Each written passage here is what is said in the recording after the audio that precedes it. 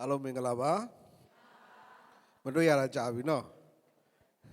အားလုံးဘုရားသခင်ကိုလက်ခုပ်တီးပြီးချီးမွမ်းရအောင်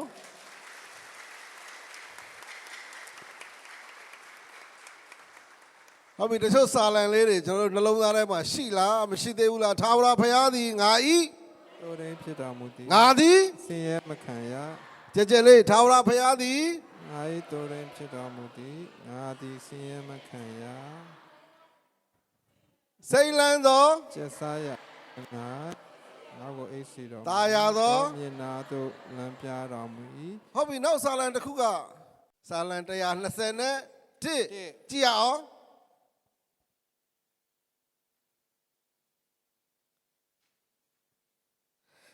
ငါကိုမဆာခြင်းအကြောင်းသည်ပေါ်ထွက်ရသောတောင်ရိုးသို့ငါမျှော်ကြည့်မိကောင်းကင်နှင့်မြေကြီးကိုဖန်ဆင်းတော်မူသောထာဝရဘုရားထံတော်မှငါကိုမဆာခြင်းအကြောင်းသည်ဆိုရအောင်ကြကြလေးငါကိုမဆာခြင်းအကြောင်းသည်ပေါ်ထွက်ရသောတောင်ရိုးပေါ်သို့အမျှော်ကြည့်ကောင်းကင်နှင့်မြေကြီးကိုဖန်ဆင်းတော်မူသောထာဝရဘုရားထံတော်မှငါကိုမဆာခြင်းအကြောင်းသည်ပေါ်ထွက်ရ၏ကောင်းကင်နှင့်မြေကြီးကိုဖန်ဆင်းတော်မူသောထာဝရဘုရားထံတော်မှာငါကိုမဆာခြင်းအကြောင်းသည်ပေါ်ထွက်ရ၏ကြကြပြောကောင်းကင်နှင့်မြေကြီးကိုဖန်ဆင်းတော်မူသောထာဝရဘုရားထံတော်မှာငါကိုမဆာခြင်းအကြောင်းသည်ဘယ်လိုဘုရားလဲကောင်းကင်နှင့်မြေကြီးကိုဖန်ဆင်းတော်မူသောတကောကြီးသောအရာအလုံးကိုတတ်နိုင်သောဘုရားကျွန်တော်တို့ရှ िख ိုကိုးကွယ်တဲ့ဘုရားအထံတော်ကနေမဆာခြင်းအကြောင်းလူစီရဟုတ်လား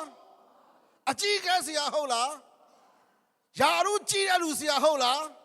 မိတ်ဆွေစီရဟုတ်လားဘယ်သူစီရတော့ဘုရားဘလို့ဘုရားလဲကောင်းကင်နှင့်မြေကြီးကိုဖန်ဆင်းတော်မူသောဘုရားအဲ့ဒီဘုရားစီကနေမဆာခြင်းအကြောင်းဘယ်သူပေါ်ထွက်မှာတော့ဒါဝိဒ်ကပြောတယ်ငါအပေါ်ထွက်မှာတယ်ဘာဖြစ်လို့ तू ကအဲ့ဒီဘုရားကိုဘာဖြစ်တာတော့ယုံတာအဲ့ဒီဘုရားသခင်စီမှာရှိတဲ့အရာအလုံးကငါအရာပဲငါအဖေစီမှာရှိတဲ့အရာအလုံးကငါအရာပဲအဲ့တော့ကောင်းကင်နဲ့မြေကြီးကိုဖန်ဆင်းတော်မူသောဘုရားသခင်စီကနေမဆာခြင်းအကြောင်းပေါ်ထွက်မယ်ယုံလားယုံတဲ့လူတိုင်းကိုဘုရားသခင်ကောင်းချီးပေးပါစေကျွန်တော်ဓမ္မရာဇဝင်ကြည့်ရအောင်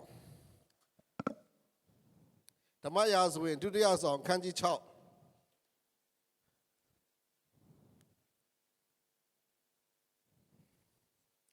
တွေ့လားဓမ္မရာဇဝင်ဒုတိယဆောင်ခန်းကြီး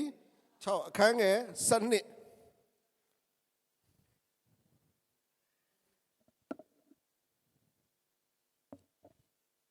အခန်းငယ်ထာဝရဘုရားသည်จิตတာတော်ကြောင့်ဩဘပေတုံနှင့်သူ၌ရှိသမျှကိုကောင်းချီးပေးတော်မူချောင်းကိုဒါဝိဒ်ကြားအခါတဖန်သွား၍ဘုရားသခင်จิตတာတော်ကိုဩဘပေတုံအိမ်မှဒါဝိဒ်မြို့သို့ဝမ်းမြောက်သောစိတ်နှင့်ဆောင်ခဲ့လေဟုတ်ပြီထာဝရဘုရား၏จิตတာတော်ကိုဘယ်အိမ်မှာကျွန်တော်တို့จิตတာတော်ကိုတဲလာတယ်နော်တဲလာတဲ့အချိန်မှာလမ်းမှာလဲကတော့ထိလိုက်လဲကလှုပ်သွားတဲ့အချိန်မှာသွားပြီးမှထိလိုက်တဲ့ prophet ကဘာဖြစ်သွားတော့သေသွားတယ်အဲ့ချိန်မှာတစ်တာတော်ကိုဘယ်မှာထားကြလဲဆိုရင်အောဗျာဘေတုံအိမ်မှာထားခဲ့တယ်အဲ့တစ်တာတော်ရှိခြင်းကဣသရေလလူမျိုးတွေဘာရှိခြင်းလို့မဟုတ်ဘူးအများနဲ့ပြောတယ်ထာဝရဘုရားရဲ့တစ်တာတော်ဗြိဉ္ဉ်တစ်တာတော်ရှိခြင်းကဣသရေလလူမျိုးအတွက်ဘုရားရှိခြင်းဘုရားတို့နဲ့အတူတူရှိခြင်းရပါတော့အမှန်လက္ခဏာအဲ့ဒီတက်တာတော်ကိုဘသူစီမှာထားခဲ့လဲဆိုအောဗျမေရုံအိမ်မှာထားခဲ့တယ်ဘုရားသခင်ရှိသောနေရာကကောင်းကြီးမင်္ဂလာနဲ့ပြည့်စုံသောနေရာအဲ့တော့ဘုရားကဘသူကိုကောင်းကြီးပေးလဲဆိုထာဝရဘုရားသည်တက်တာတော်ကြောင့်ဘသူကိုကောင်းကြီးပေးလဲအောဗျမေရုံနဲ့သူ၌ရှိသမျှကိုကောင်းကြီးပေးတော်မူကြောင်းကို ဒါဝိမင်းကြီးကြားသောအခါဖယားသခင်ရှိတဲ့အချိန်မှာအဲ့ဒီအိမ်နဲ့အဲ့ဒီအိမ်သူအိမ်သားတွေနဲ့ဘေးနားလူတွေအားလုံးဘာဖြစ်လို့ကောင်းချီးမင်္ဂလာခံစားရတယ်ဖယားရှိအောင်အရင်လို့ကောင်းချီးမင်္ဂလာကရောက်လာလိမ့်မယ်ကြားရလားမောတာဖယားရှိအောင်ဘာဖြစ်လို့အရင်ကျွန်တော်တို့အခက်ခဲတွေရှိတယ်လဲကြတာတွေရှိမယ်ပြဿနာတွေရှိမယ်စိတ်ညစ်စရာတွေရှိမယ်အိုးကျွန်တော်ဆို pressure တွေအများကြီးပဲထိတ်ကပြောင်းလာနော်ထိတ်ကမဖြစ်တော့ပြောင်းလာတာဒါပေမဲ့ကျွန်တော်ကဘာသွားသိလဲဆိုရင်ဒီကျမ်းစာတွေပဲကျွန်တော်ပြန်ပြီးဖတ်တာဟောဒါဝိဒ်ကိုဟိုမှာကောင်းကြီးပေးမယ်လို့ပြောပြီးမှကောင်းကြီးဘသူကပိုခံစားနေရတာအော်မမေတို့ကပိုပြီးခံစားနေရတာဣသရေလလူမျိုးတွေတာဟာတဲ့ဖွဲ့ရတစ်တာတော့ပရိညင်တစ်တာတော့ရှိခြင်းကဘုရားသခင်ရှိခြင်းဒါဝိဒ်ဟိုမှာဘုရားသခင်ရွေးကောက်ထားတဲ့လူထက်ကောင်းကြီးပိုခံစားနေရတာဘသူဖြစ်နေရတော့အော်မမေတို့ဖြစ်နေတာအဲ့ဒါကိုဘသူကကြားလိုက်တာတော့ဒါဝိဒ်ကကြားလိုက်ပြီတခါတည်းတန်းသိတာငါစီမှာလူအင်အားဘလောက်ရှိငါဘလောက်ပဲအောင်မြင်ကောင်းကြီးခံစားနေရတာဘသူတော့ဘသူရှိလို့လဲဖះရှိလို့ဖះသခင်ရဲ့တစ်တာတော့ဘသူအိမ်မှာထားခဲ့တာတော့အောဘဘေရာအိမ်မှာထားခဲ့တာငါသွားပြီးမှဘာလို့ငါရမှာတော့ရှူမရမှာပြန်ပြီးပင့်ဆောင်မှရမှာတထားကိုပြန်ဖတ်တာဟုတ်ပြီငါတို့ကဒီအခြေအနေမှာငါတို့ကဘာကိုပို့ပြီးမှတိဆောက်ရမှာလဲဆိုဖះနဲ့အတူရှိခြင်းကိုပို့ပြီးတိဆောက်ရမှာနော်အောဘဘေတော့ဖះကောင်းကြီးပေးတာနော်ဟိုမှာဒါဝိဒ်ကနန်းတော်ထဲမှာကောင်းကြီးပေးမယ်လို့ပြောပြီးမှဘာဖြစ်ဒီတိုင်းနေရတာနော်အဲ့တော့ကျွန်တော်ပထမဦးဆုံးတရားယူရအောင်ပေါ့နော်တရားယူအောင်ဘယ်သူရှိအောင်အရင်တည်ဆောက်မလဲကျွန်တော်တို့အခုတော့ဘုရားရှိအောင်တည်ဆောက်နေတာပဲနော်ဘုရားရှိအောင်ဘာဖြစ်တာတော့တည်ဆောက်နေတာသူငယ်တန်းကလေးနဲ့တန်းကလေးနဲ့စာတတ်တာချင်းမတူတန်းကလေးနဲ့9တန်းကလေးနဲ့စာတတ်တာချင်းမတူ9တန်းကလေးနဲ့10တန်းအောင်ပြီးသားကလေးနဲ့စာတတ်တာချင်းမတူအဲ့ဒါနဲ့တက္ကသိုလ်ဘွဲရနဲ့စာတတ်တာချင်းမတူနော်အဲ့တက္ကသိုလ်ဘွဲရနဲ့နိုင်ငံခြားသွားပြီးလေ့လာတဲ့သူနဲ့စာတတ်တာချင်းမတူအဲ့လိုမတူဘာဖြစ်တိုးတက်သွားတာအဲ့တော့ဖခင်ကျွန်တော်တို့ရိုးဖခင်ကြောင့်တက်နေုံအစင်းမဟုတ်ဘူးရိုးကျမ်းစာဖတ်နေုံအစင်းမဟုတ်ဘူးကျွန်တော်တို့ဖြည်းဖြည်းချင်းဘာဖြစ်တာတော့တိုးတက်နေရအဲ့တော့ဖခင်နဲ့ရှိအောင်တိဆောက်ခြင်းကဘယ်သောအခါမှမကုန်ဘူးဘယ်သောအခါမှဘာဖြစ်တာတော့မကုန်ဘူးတဲ့ယဟန္တာဖြစ်တင်မြောက်ခြင်းခံရတဲ့ပုပ်ဟမ်းမင်းကြီးဒုတိယမြောက်ဂျွန်ပေါဒုတိယမြောက်ဂျွန်ပေါကဘာပြောလဲဆိုကိုရောမြတ် sacrament ဟာတဲ့ကိုရောမြတ် sacrament ဟာ God spiritual journey toward man အမေရိကန်တန်ဝင်တိတ်ပဲပြန်ရအောင်ကိုရောမြတ် sacrament ဟာတဲ့ God ဖယားသခင်ရဲ့ spiritual journey ဝိညာဉ်ရေးခရီးဘယ်လိုလဲ toward man လူသားတွေစီကိုအဲ့လိုပဲတဲ့ကိုရောမြတ် sacrament ဟာတဲ့ man spiritual journey toward God ကိုရောမြတ် sacrament ဟာတဲ့လူတွေရဲ့ဝိညာဉ်ရေးခရီးစဉ်တဲ့ဘယ်သူစီလဲဖယားသခင်စီအဲ့ဒီကိုရောမြတ် sacrament မှာတဲ့ဖယားနဲ့လူနဲ့ကဘာဖြစ်တာတော့ပေါင်းစည်းတယ်အဲ့ဒီယေရှုခရစ်တော်မှာတဲ့ဖယားနဲ့လူနဲ့ကဘာဖြစ်တာတော့ပေါင်းစည်းတယ်ကျွန်တော်တို့ကဖယားသခင်ဆိုလို့ရှိရင်အဝေးကြီးသွားရှာတာကျွန်တော်မင်းညာကားစီးလာရင်လည်းကျွန်တော်စဉ်းစားဖယားသခင်ဆိုငါတို့ကအဝေးကြီးသွားရှာတကယ်တော့ပြောတာကျမ်းစာကဘာပြောလို့ဤယနေ့ခရစ်တော်သည်ဟူသောကယ်တင်သောအရှင်သည်ငါတို့အဖို့လုံးကဖယားကဘာအဖြစ်ကိုယူတာတော့လူအဖြစ်ကိုယူတာဖယားကဘယ်မှာရှိလာပြီလဲဘယ်မှာရှိလာပြီတော့ဒီမှာရှိလာပြီလောကကြီးထဲမှာဘာဖြစ်တာတော့ရှိနေပြီကျွန်တော်တို့နဲ့အတူတူ ရှိနေပြီကျွန်တော်တို့အဲ့ရှိနေတဲ့ဖခင်ကိုမြင်ပြီးယုံဖို့လိုတာယုံဖို့လိုတာโอเคကြားရလားနားလည်လားမသိဘူးနားလည်နော်အဲ့တော့ဩဘဘေတို့အိမ်မှာရှိတဲ့ချိန်ကျတော့ဒါဝိဒ်ကသွားယူတယ်ဒါဝိဒ်ကဘယ်လိုလုပ်လဲဆက်ဖတ်ကြည့်အောင်အဲ့ဒီမှာဒါဝိဒ်မင်းထာဝရဘုရား၏တစ်တာတော်ကိုထမ်းသောသူတို့သည် ချစ်နွားနှင့်ဆူဖြိုးသောအကောင်တို့ကိုရစ်ပူစော်လေ၏ဒါဝိဒ်သည်ပိတ်တင်တိုင်းကိုဝိလျက်ထာဝရဘုရားရှေ့တော်၌အားထုတ်၍ကလေ၏ထို့သောဒါဝိဒ်နှင့်ဣသရေလအမျိုးသားအပေါင်းတို့သည်ကြွေးကြော်လျက်တဘိုးမှုတ်လျက်ထာဝရဘုရား၏တစ်တာတော်ကိုဆောင်ခဲ့ โอเคကျွန်တော်တို့သိပြီးသားဒါဝိဒ်ကထာဝရဘုရားတစ်တာတော်ရှိမှကပြီးပဲတော့ချီးမွမ်းတာကပြီးချီးမွမ်းတယ်နောက်ဆုံးနန်းတော်လည်းရောက်သွားတဲ့အချိန်မှာလည်းအာရပါရကပြီးချီးမွမ်းတဲ့အချိန်မှာသူ့မှာဘာမပါတော့ဘူးလို့အဝိမပါတော့ဘူးမပါတော့ချိန်မှာအဲ့ဒါကိုသူ့ရဲ့အမျိုးသမီးကမြင်တဲ့အချိန်မှာဘာလုပ်တာလဲသူကရှက်တာအဲ့မှာကျမ်းစာမှာရေးထားတယ်နော်အခန်းငယ်20မှာဖတ်ကြည့်အောင်ထို့နောက်ဒါဝိဒ်သည် နန်းတော်သားတို့ကိုကောင်းချီးပေးခြင်းကသွား၍ရောက်သောအခါရှောလူ၏သမီးမိခါလသည်စီး၍ကြိုလျက်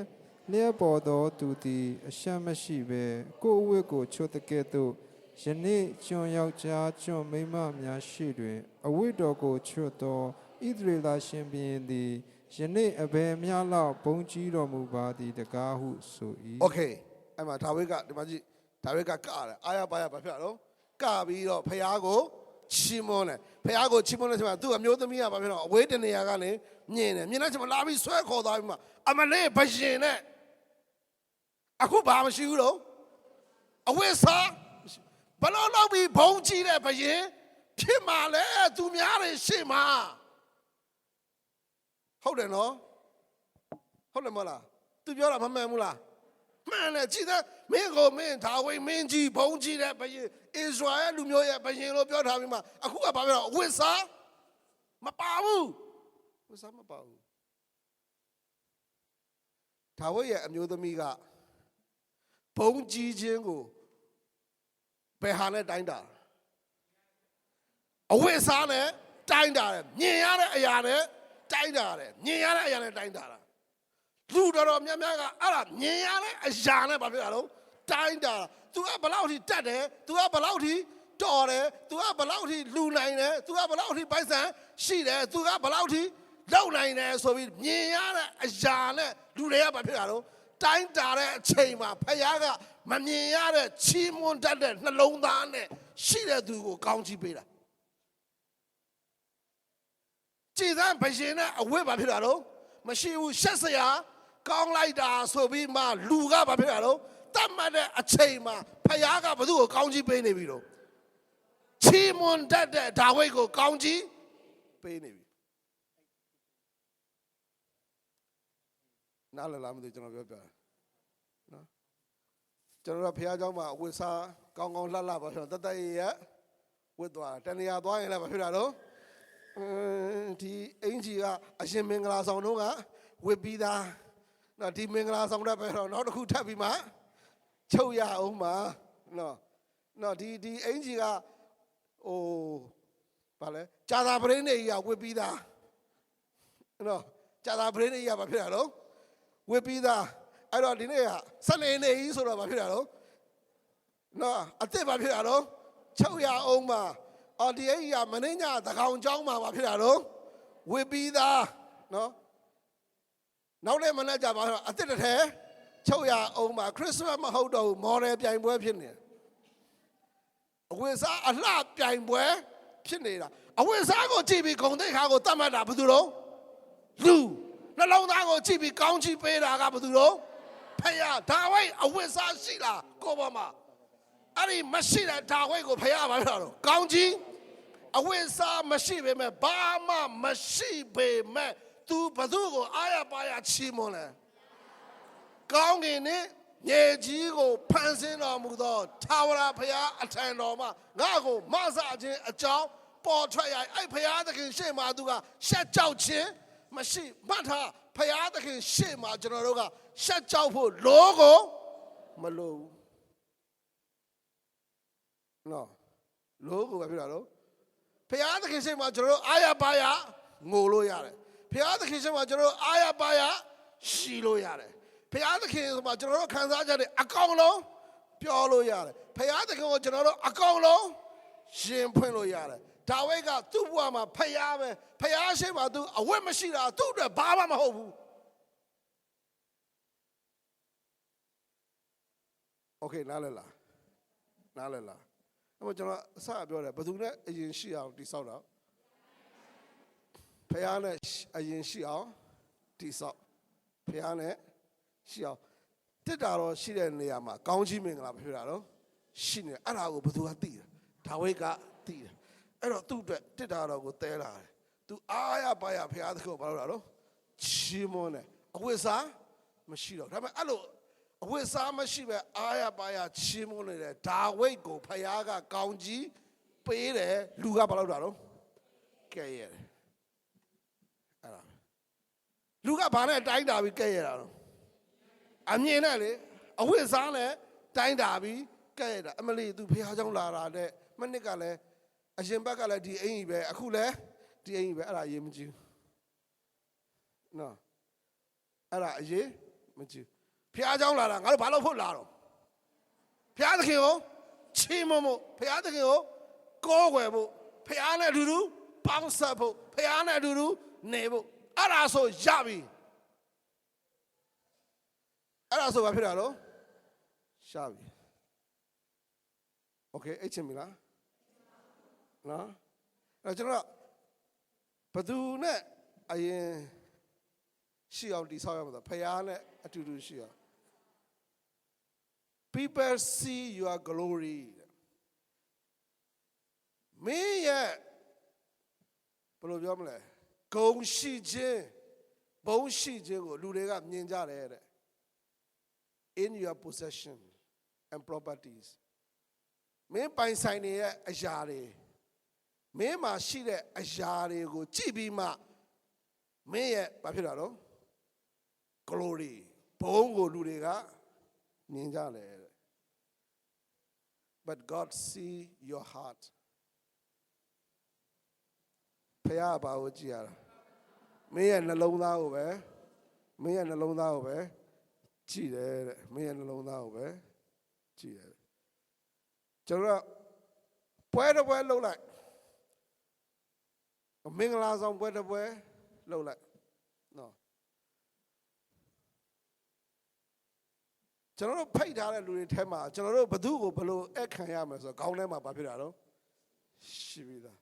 သူကဘာလဲအဲ့တော့သူ့ကိုဘယ်နာကိုဘာဖြစ်တာတော့ထားရမယ်သူကဘသူလဲသူ့ကိုဘယ်နာကိုထားရမယ်နော်သူ့ကိုဘယ်နာကိုထားရမယ်တာမန်လာတဲ့လူကတာမန်လာတဲ့လူဟိုရှေ့မှာဘိန်းစိုက်ကထားတဲ့စတန်မှာပတ်စံတောင်းနေတဲ့ကလေးတွေကခေါင်းထဲကိုဘာဖြစ်တာတော့ရှိကိုမရှိဘူး God people see your glory in your possession and properties အဲ့ဒါပြောတာဒါပေမဲ့ God see your heart ဖခင်ကဘာကိုပဲကြည့်လဲဆိုသင်ရဲ့နှလုံးသားဘာနှလုံးသားဆိုချီးမွမ်းတတ်တဲ့နှလုံးသားသူ့ကိုအားကိုးတတ်တဲ့နှလုံးသားသူ့ကိုယုံကြည်တဲ့နှလုံးသားအဲ့ဒါကြောင့်မို့လို့ညီအကိုတွေအများကြီးရှိတဲ့အထဲမှာမှဟိုတောထဲမှာရှိတဲ့ဒါဝိဒ်ကိုသွားခေါ်ပြီးပါလို့တာတော့ကောင်းကြီးပေးတာကောင်းကြီးပေးတာโอเคနားလည်တယ်နော်ရှင်လုကာကျမ်းကိုကျွန်တော်တို့ကြည့်အောင်ရှင်လုကာခန်းကြီး၄အခန်းငယ်7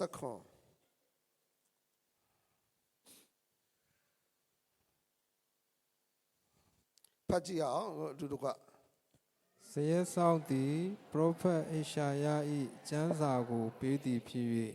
ကျမ်းစာကိုဖွင့်တော်မူလျင်တွေ့သောအချက်စကားဟုမူကားထာဝရဘုရား၏ဝိညာဉ်တော်သည်ငါအပေါ်၌တည်တော်မူ၏အကြောင်းမူကားဆင်းရဲသားတို့အားဝမ်းမြောက်စရာတည်င်းကိုကြားပြောစေခြင်းကငါကိုဗိတ်သိက်ပေးတော်မူပြီ Okay တခုချင်းစီကျွန်တော်တို့သွားရအောင်ဇယက်ဆောင်သည်ပရောဖက်ဘသူရဲ့ကျမ်းစာတော့ဟေရှာယ၏ကျမ်းစာကိုပေးသည်ဖြစ်၍ကျမ်းစာကိုဖွင့်တော်မူလျင်တွေ့သော အချက်စကားမူကားဟေရှာယကျမ်းဖတ်ရခြင်းထာဝရဘုရား၏ဝိညာဉ်တော်သည်ငါပေါ်၌ထာဝရဘုရား၏ဝိညာဉ်တော်သည်တကယ်သူစေကြောချင်းခံပြီးတော့တက်လာတဲ့အချိန်မှာသူ့ပေါ်မှာဘယ်သူဆင်းသက်လဲတန်ရှင်တော်ဝိညာဉ်တော်ဆင်းသက်ထာဝရဘုရား၏ဝိညာဉ်တော်သည်ငါအပေါ်၌ဒီတော့အကြောင်းမူကားဘာလဲတော့စင်ရသားတို့အားဝမ်းမြောက်စရာတည်င်းကိုကြားပြောစေခြင်းကစင်ရသားတို့အားဝမ်းမြောက်စရာတည်င်းကိုကြားပြောစေခြင်းကပြန်ပြောရအောင်စင်ရသားတို့အား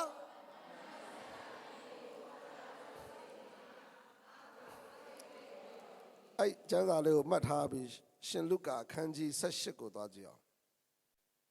ရှင်လုကာခန်းကြီး18အခန်းငယ်35ဂျေရီခေါမြို့အနီး၌ရှိတော်မူစဉ်တွင်လူကန်းတစ်ယောက်သည်လမ်းနားမှထိုင်၍တောင်းစားလေထိုလူကန်းသည်လမ်း၌လူများသွားသောအသံကိုကြားသည်အဘယ်သို့ဖြစ်သနည်းဟုမေးနာဇရက်မြို့သားယေရှုကြွသွားချောင်းကိုသူတစ်ပါးပြောလျင်ဒါဝိဒ်၏သားတော်ယေရှုကျွန်ုပ်ကိုကယ်မတနာတော်မူပါဟုဟစ်ကြော်လေ၏ထိုသူကိုတိတ်ဆိတ်စွာနေစေခြင်းကရှိတော်၌သွားသောသူတို့သည်ငေါ့၍ဆိုကြတော်လေဒါဝိဒ်၏သားတော်ကျွန်ုပ်ကိုကယ်မတနာတော်မူပါဟုတာ၍ဟစ်ကြော်လေ၏ယေရှုကရတော်မူလျက်ထိုသူကိုခေါ်ခဲ့ဟုအမိန့်တော်ရှိ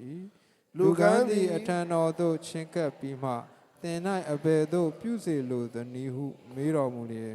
သခင်အကျွန်ုပ်မျက်စိမြင်ခြင်းကပြုတော်မူပါဟုလျှောက်လေတော့ယေရှုကမျက်စိမြင်စေသင်၏ယုံကြည်ခြင်းသည်သင်ကိုကယ်မပြီဟုမိန့်တော်မူ၏ထိုခဏချင်းတွင်ထိုသူသည်မျက်စိမြင်၍ဘုရားသခင်ဂုဏ်တော်ကိုချီးမွမ်းလျက်နောက်တော်သို့လိုက်လေ၏လူပေါင်းတို့သည်မြင်လျင်ဘုရားသခင်ကိုအံ့ဩချီးမွမ်းကြ၏ဟုတ်ပြီခုနဟေရှာယကျမ်းမှာဆင်းရဲသားတို့ကဘာဖြစ်တာလဲတော့ဝမ်းမြောက်စရာတည်င်းကိုကြားပြောစေခြင်းက၎င်းဟုတ်ပြီနော်ဆင်းရဲသားတို့အားဝမ်းမြောက်စရာတည်င်းကိုကြားပြောစေခြင်းက၎င်းဒီမှာတရောင်းစားတယောက်ရှိတယ်တဲ့လမ်းဘေးနားမှာထိုင်ပြီး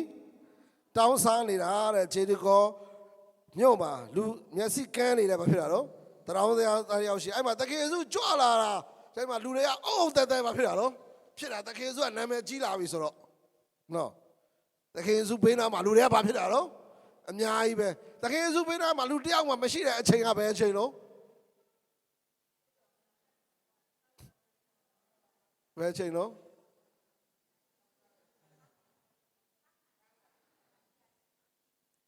သူတယောက်ထဲတောင်ပေါ်တက်ပြီးဆူတောင်းတဲ့အချိန်ဟုတ်တယ်မလားတကယ်သူတောင်တခါတယောက်ထဲပဲတခါလေတောင်ပေါ်တက်ပြီးဆူတောင်းတယ်ဒါပေမဲ့တကယ်စုဘေးမှာအဲ့လူအုပ်ကြီးမရှိတဲ့အချိန်ကသူကားတိုင်းပေါ်ရောက်နေတဲ့အချိန်ဘယ်သူမှမဖြစ်တာတော့မရှိဘူးဒါပေမဲ့အခုတကယ်စုတရားလိုက်ဟောတဲ့အချိန်မှာလူတွေကဘာဖြစ်တော့သူဘေးနားမှာအများကြီးရှိတဲ့အချိန်မှာဒီသရောင်းစားလေးကကြာဘာဖြစ်တာတော့လို့ပြောကြဘယ်သူကြွလာတယ်တော့နာဇရက်မြို့သားယေရှုကြွလာတာဆိုတယောက်ကပြောလိုက်တဲ့အချိန်မှာ तू စပြီးအော်တယ်ဘယ်လိုအော်တော့ဒါဝိဒ်သားတော်ယေရှုကျွန်ုပ်ကိုကယ်မဒါဝိဒ်ဤသားတော်ယေရှုကျွန်ုပ်ကိုဟော तू ဒီမှာကြည့်နော်ဒါပြန်ပြောပြတာတချို့ပြန်သတိရရင်လည်းရမယ် तू ကတခင်ခရစ်တော်ကြွလာတယ်တခင်ယေရှုကြွလာတယ်ဆိုတာကြားလိုက်တာနဲ့တန်းပြီးကျွန်ုပ်ကိုကဲမတနာတော်မူပါလို့ तू ဘာလို့អော်လာတော့ तू ဘာဖြစ်လို့អော်လာတော့ယုံကြည်ခြင်း तू ဘာဖြစ်လို့អော်လာတော့ तू ဘာဖြစ်လို့អော်လာတော့ယောဂ तू ဘာဖြစ်လို့អော်လာတော့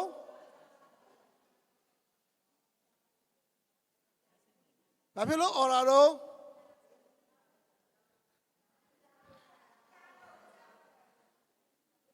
ဒီဘာကြတော့ဘာဖြစ်လို့អော်လာတော့ ဒီဘက်နာတော်တော်နာသွားလို့ကျွန်တော်ပြောမယ်ဒီမှာနားထောင်ကြည့်တရောင်းစားနေရာမှာကိုဝင်ကြည့်လိုက်နော်တရောင်းစားဖြစ်သွားပြီဘာဖြစ်တာတော့ဘာဖြစ်တာအော်နာဇရက်မြို့သားယေရှုကြွလာတယ်ပြောပြီးသားမှငါ2000လောက်ပေးခဲ့သမှာဟုတ်တယ်နော်ဒီလူကဘာမှန်းလဲမသိဘူးဘယ်သူမှန်းလဲမသိဘူးဘယ်ဟာမှန်းလဲပြောသားမှာဘာလူကြီးလူကောင်း1000လောက်ရမလို့သူကဘာဖြစ်တာတော့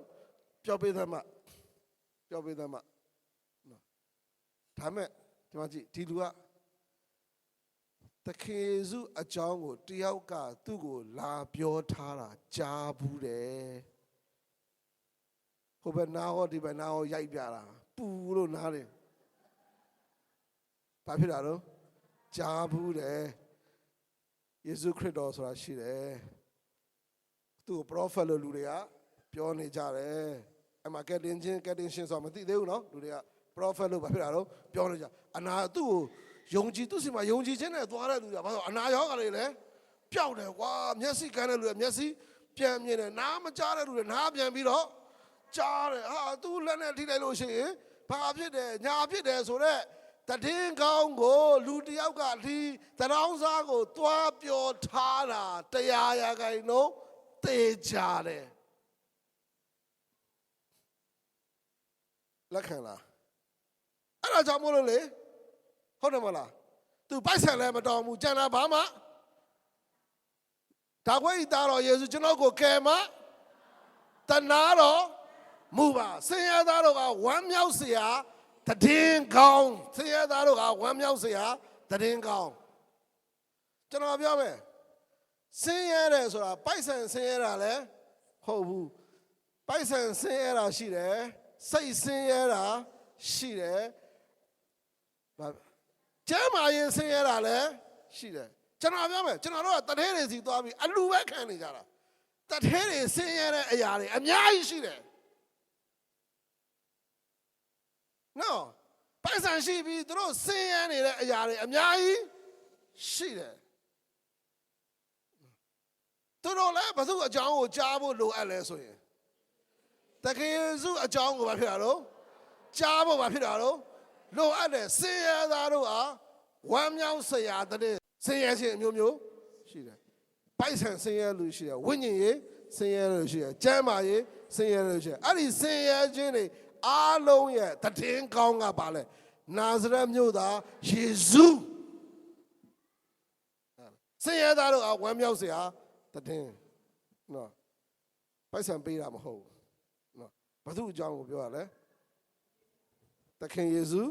အကြောင်းနာဇရက်မြို့သားယေရှုရဲ့အကြောင်းအဲ့တော့ယုံကြည်ခြင်းတည်းတဲ့ဘယ်ကလာလဲဆိုရင်ကြားနာခြင်းကလာတယ်နော်ယုံကြည်ခြင်းတည်းဘာဖြစ်တာတော့ကြားနာခြင်းကလာတယ်အဲ့တော့ကျွန်တော်တို့ခရစ်တော်ရဲ့အကြောင်းကိုကြားဖို့ရလိုကိုဘာဖြစ်တာတော့လိုတယ်ဘယ်လိုကြားရမလဲနေ့စဉ်နေ့တိုင်းကြားရမယ်နော်နေ့စဉ်နေ့တိုင်းကြားရမယ်အဲ့တော့ခရစ်တော်ရဲ့အကြောင်းကိုကျွန်တော်တို့ကကြားဖို့အတွက်ဘာဖတ်ရမလဲဆိုကျမ်းစာဖတ်ရမယ်ကျမ်းစာကိုယူလာပါဗျာဖခင်เจ้าနဲ့နော်ယူလာပါအဲ့တော့ကျွန်တော်တို့ကသခင်ယေရှုအကြောင်းကိုပဲဖတ်ရတော့ကြားရမယ်ကြားဖို့အတွက်ဘာလုပ်ရမလဲနှုတ်ကပတ်တော်ဖတ်ရမယ်နေ့စဉ်ဖတ်ရမယ်ဖတ်မှာပါဖြစ်တာတော့ကြားမှာဖတ်မှာပါဖြစ်တာတော့ကြားမှာယုံကြည်ခြင်းသည်ဘယ်ကနေလာလဲယုံကြည်ခြင်းသည်ကြားနာခြင်းကနေလာတယ်အဲ့ဒါကျွန်တော်တို့ကဆင်းရဲသားတွေကိုပိုက်ဆံပေးရုံနဲ့မရဘူးသူတို့လည်းဗာပြောခရစ်တော်အကြောင်းပြောရမယ်ဆင်းရဲသားလို့ပြောတယ်မှာဆင်းရဲခြင်းအမျိုးမျိုးကျွန်တော်ပြောမယ်ကမ္ဘာလောကကြီးကခရစ်တော်ရဲ့အကြောင်းကိုကြားဖို့များများလိုအပ်တယ်ဒါပဲကျွန်တော်တို့ကိုယ်တိုင်လည်းခရစ်တော်ရဲ့အကြောင်းကိုများများကြားဖို့လိုအပ်တယ်ကျွန်တော်ကိုယ်တိုင်လည်းခရစ်တော်ရဲ့အကြောင်းကိုများများကြားဖို့လိုအပ်တယ်ကြားလေယုံကြည်လေကြားလေယုံကြည်လေယုံကြည်လေဖခင်နဲ့နီးလေပို့ပြီးဝမ်းမြောက်လေဟုတ်တယ်နော်ဆင်းရဲသားတို့ကဝမ်းမြောက်စရာတည်င်းဆိုတာဘသူရဲ့အကြောင်းနော် သခင်ယေရှုရဲ့အကြောင်းခုနဆင်းရဲသားဟုတ်တယ်သခင်ယေရှုကအကြောင်းကိုတစ်ခါမှမကြားဘူးရင်သခင်ယေရှုဘေးနာဖြတ်သွားတာဘာဖြစ်တာနော်ဖြတ်သွားတာပဲသူဘာအကျိုးကျေးဇူးမှခံစားရမှာဟုတ်ဘူးဘာလုပ်ဘူးထားတော့ကြားဘူးထားတယ်ကြားဘူးထားတယ်ဆင်းရဲသားတို့အားဝမ်းမြောက်စေရာတည်းနောက်တစ်ခုကပါလဲတော့ရှင်လုကာခန်းကြီး၄ဆင်းရဲသားတို့အားဝမ်းမြောက်စေရာတည်င်းကိုကြားပြောစေခြင်းကငါကိုပိတ်သိမ့်ပေးတော်မူပြီကြေမွာသောသူတို့၏အနာကိုပျောက်စေခြင်းက၎င်းနှလုံးကြေမွာသောသူတို့၏အနာကိုပျောက်စေခြင်းက၎င်းရှမာရကုခန်းကြီး9အခန်းငယ်24ကိုတော်သည်ထိုရမှထ၍တူတူမျိုးနှင့်စီတုံမျိုး၏ခြေလက်သို့ချတော်မူပြီးလျှင်အိမ်သို့ဝင်၍အဘယ်သူမျှမသိချေခြင်းကလိုတော်ရှိတော်လဲပုံရှောင်၍နေတော်မမူနိုင်အကြောင်းမူကားညင်ညူးသောနတ်ဆွဲသောမိမငယ်၏အမိသည်တည်တော်ကိုကြားသဖြင့်လာ၍ခြေတော်ရင်း၌ပြောင်းဝဲလျက်မိမိသမီးတဲကနတ်ဆိုးကိုနှင်ထုတ်တော်မူမိအကြောင်းတောင်းပန်လေထိုမိမကဟေတလအမျိုးရှုရိဖိနှိပ်ပြည်သူဖြစ်သည်ယေရှုကလည်းရှုံးစွာသားများကိုဝါစွာချွေးပြစေသား၏အစာကိုယူ၍ခွေအားမပေးအပ်ချေဟုမိန်တော်မူ၏မိမကလည်းမှန်ပါ၏သခင်ခွေးမိသည်ကသားတို့၏စားနှုတ်စားပေါက်ကိုစားမြဲစပွဲအောက်မှစားမြဲထုံးစံရှိပါသည်ဟုပြန်၍လျှောက်လျင်ကိုတော်ကထိုစကားကြောင့်တင်သွားလောနတ်ဆိုးစီတင်၏သမီးတွေကထွက်သွားပြီဟုမိန်တော်မူ၏ထိုမိမသည်မိမိအိမ်သို့ပြန်၍နတ်ဆိုးထွက်သွားသည်ကိုလည်းကောင်းသမီးသည်အိယာ၌အိပ်လျက်ရှိသည်ကိုလည်းကောင်းတွေ့၏ဟုတ်ပြီအမျိုးသမီးတစ်ခုရှိတယ်တဲ့သူသမီးကဘာဖြစ်တာတော့နတ်ဆိုးပူခြင်းခံနေရတဲ့အချိန်မှာ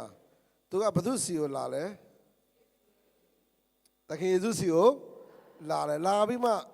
သူသမီးစီကနေနတ်ဆိုးကိုနှင်ထုတ်ပေးဖို့ပြောတယ်အဲ့မှာသခင်ယေရှုကပြောတယ်ခွေးတို့ရဲ့ဟုတ်ပါဘူးသားသမီးတို့ရဲ့အစာကိုဘာဖြစ်တာတော့ခွေးတို့ကိုမကြွေအပ်ပြောချင်တာလာပြီးမှသူ့ကိုချစ်ကပ်တဲ့လူကဣသရေလလူမျိုးမဟုတ်ဘူးဘုရားသခင်ကလူမျိုးလို့သတ်မှတ်ထားတဲ့သူမဟုတ်ဘူးဒါမှအဲ့အမျိုးသမီးကယုံတယ်နော်ယုံတယ်ဒီခွေးလို့ခေါ်ရတဲ့အကြောင်းရင်းကိုရှင်းပြပြီးပြီနော်ခိုင်းတာရှင်းပြအဲ့အမျိုးသမီးကဘာဖြစ်တာတော့ယုံတယ်ဟုတ်ပြီအသားမစားရရင်တော့ဘာစားလို့ရလဲအယိုးတော့စားလို့ရပါတယ်ဆိုသူ့ရဲ့ယုံကြည်ခြင်းကိုမြင်တဲ့အချိန်မှာသင်ရဲ့ယုံကြည်ခြင်းကသင်ကိုကယ်တင်ပြီလို့သခင်ခရစ်တော်ကသတ်မှတ်ပေးတဲ့အချိန်မှာဒီသခင်ခရစ်တော်သူ့အိမ်ကိုမကြွပေမဲ့အမျိုးသမီးရဲ့သမီးကဘာနဲ့လွတ်သွားလဲနတ်ဆိုးညှင်းဆဲခြင်းကလေသူ့မှာဒီသမီးလေးတယောက်ရှိတယ်ဒီသမီးလေးနေ့တိုင်းဒုက္ခရောက်နေတာကိုမြင်တဲ့အချိန်မှာသူဘယ်လိုခံစားမလဲဘယ်လိုခံစားမလဲနှလုံးကပျော်မလားပျော်မလားနေ့တိုင်းဘာဖြစ်သူဝမ်းနေ